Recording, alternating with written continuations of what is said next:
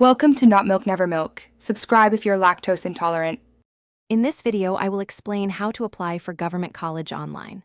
First, identify the official application portal for your desired government college.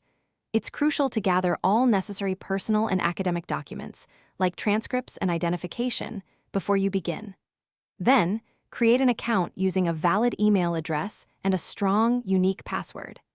This initial preparation will save you significant time and effort during the application process, ensuring a smooth start to your journey.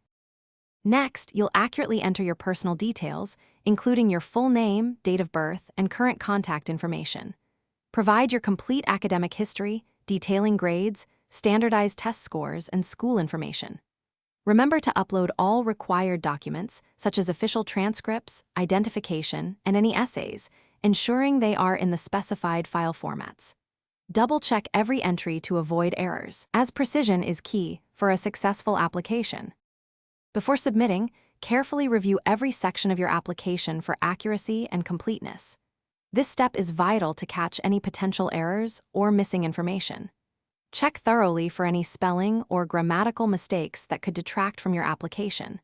If an application fee is required, pay it using an accepted online method. Finally, submit your application and immediately save the confirmation number.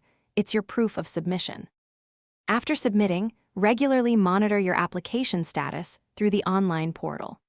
Colleges often update statuses or request additional information, so respond promptly to any communications. Be prepared for potential interviews or entrance examinations, as these are sometimes part of the selection process.